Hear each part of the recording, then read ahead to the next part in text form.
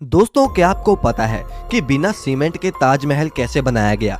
जबकि आज तक तो बड़ी बड़ी बिल्डिंग्स और पुल वगैरह सीमेंट से ही बनते हैं और 100 सालों तक खड़े रहते हैं, लेकिन ताजमहल तो बिना सीमेंट के बनाया गया है। तो फिर कैसे वो करीब 350 सालों से इतनी मजबूती से खड़ा है? फिर चाहे कितना ही बड़ा भूचाल आ जाए, चाहे कोई भी नेचुरल डिजास्टर हो जाए, ताजमहल वहीं का वहीं खड़ा है। आखिर कैसे? और क्या आपको पता है कि उस समय ताजमहल कितने रुपयों में बनाया गया होगा? क्यों ताजमहल को यमुना नदी के किनारे बनाया गया? और साथ ही में आप ये भी जानोगे कि क्यों ताजमहल में आज तक लाइट्स नहीं लगाई गई। बस आप वीडियो के लास्ट तक हमारे साथ बने रहिए और नए यूजर इस चैनल को सब्सक्राइब जरूर कर लेना। तो चलिए वीडियो को शुरू करते हैं। दोस्तों, हर साल लाखों की संख्या में लोग इस अजूबे को देखने आते हैं। आपको इसकी हिस्ट्री का तो पता ही होगा कि कैसे शाहजहां ने अपनी बेगम मुमताज के लिए इतना बड़ा मोनूमेंट खड़ा कर डाला। उन्होंने अपने प्यार को मुमताज की मौत के बाद एक्सप्रेस किया था। लेकिन दोस्तों, ये बिना सीमेंट के आखिर इतना बड़ा मोनूमेंट खड़ा कैसे हो गया? जबकि सीमेंट का आविष्कार 1824 में एस्परिन नाम के एक इंटेलिजेंट इंसान ने किया था, जो कि इंग्लैंड में रहते थे, और इन्होंने ही दुनिया का सबसे पहला सीमेंट का कंपनी बनाया, जिसका नाम था पोर्टलैंड सीमेंट। और ताजमहल का कंस्ट्रक्शन 1631 में शुरू हुआ और 1648 में जाकर ख़त्म हुआ। लेकिन बिना सीमेंट के ही ये खड़ा हो चुका था, जिसे आज तक एक भी खरोच नहीं आई। दरअसल सीमेंट के इन्वेंशन से पहले आर्किटेक्ट एक खास तरह के पेस्ट का इस्तेमाल करते थे, जिसमें बहुत अजीब अजीब चीज़ें होती थी।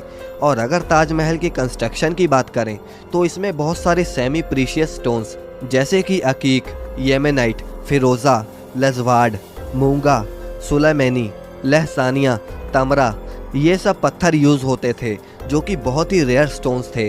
और ये उस समय Russia, Rajasthan, Uzbekistan, Iran, Israel, इन सब तरह के दुनिया भर के अलग अलग देशों से मंगाए गए थे। इसमें कुछ अल्ट्रा रेयर स्टोन्स भी यूज़ हुए थे, जैसे कि तिलाई, पाई-जहार, अजूबा, नखोड़, जो कि इतने रेयर हैं कि पता नहीं शाहजहां ने इन्हें कैसे अरेंज किया होगा। लेकिन जो भी उन्होंने किया वो तो एक काबिलिय तारीफ है। और तो और जो सीक्रेट पेस्ट ताजमहल को बनाने में इस्तेमाल होता था, उसमें गुड़, बतासा, बेलगरी का पानी जैसी और भी बहुत सारी चीज़ों को डालकर पेस्ट बनाया जाता था।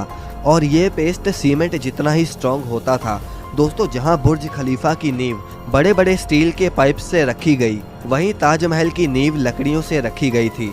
अब आप कहीं ये तो नहीं सोच रहे कि भला लकड़ी की नींव 370 साल से कैसे चल रही है? दरअसल इसमें सबसे बड़ा रोल यमुना नदी का है। यमुना सिर्फ ताजमहल को अच्छा व्यू ही नहीं देती, बल्कि अगर यमुना नदी ना रहे तो ताजमहल गिर भी सकता है। इसमें होता यह है कि पहले के इंटेलिजेंट लोगों ने इसमें ऐसी लकड़ी का इस्तेमाल किया जिसमें चाहे जितना भी पानी लगता रहे, वो लकड़ियाँ और भी स्ट्रॉन्ग होती चली जाएंगी, वरना बाकी लकड़ियाँ नमी की वजह से खराब हो जाती हैं। और यही वजह है कि ताजमहल के खड़ा रहने में यमुना नदी का बहुत बड़ा हाथ है।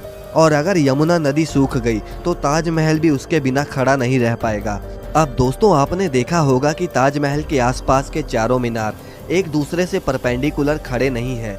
मतलब ये कि वो स्ट्रेट नहीं खड़े हैं, और ऐसा भी जानबूझकर किया गया था। दरअसल ऐसा इसलिए किया गया कि अगर कभी जोर का भूकंप आता भी है तो वो चारों मीनार ताजमहल से दूर गिर जाएं, और इस तरह भूकंप के झटके ताजमहल तक पहुंचने से पहले इन मीनारों में ही ऑब्जर्व हो जाएं, और इस तरह इस पर भूकंप का भी कोई असर नहीं होगा और वो सुरक्षित बच जाएगी। अब दोस्तों, बात करते हैं कि ताजमहल को आखिर उस समय बनाने में कितना खर्चा आया होगा।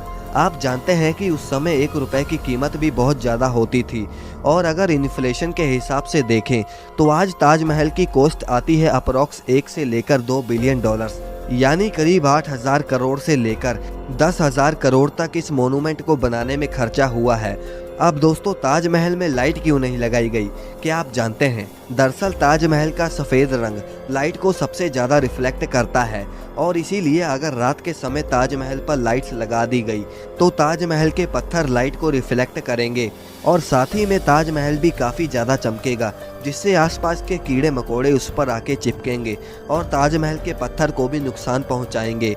और यही वजह है कि आज तक ताजमहल पर लाइट्स नहीं लगी। दोस्तों, वीडियो अगर पसंद आए तो इसे लाइक करके चैनल को सब्सक्राइब करना ना भूलें। वीडियो को लाइक कर दो और चैनल को सब्सक्राइब कर दो। अरे अरे भैया, आप ऐसे इतना प्यार से बोलोगे तो ये लाइक भी नहीं करेंगे और सब्सक्राइब भी नहीं करेंगे। ये तो उन्हीं को लाइक करते हैं ना जो इनको माँ की कसम देते हैं और फोन की कसम देते हैं। अरे नहीं नहीं छोटू, ऐसी कोई बात नहीं है, ये लोग बहुत ही अच्छे हैं। मुझे पता है ये वीडियो को लाइक भी करेंगे और चैनल को सब्सक्राइब भी करेंगे।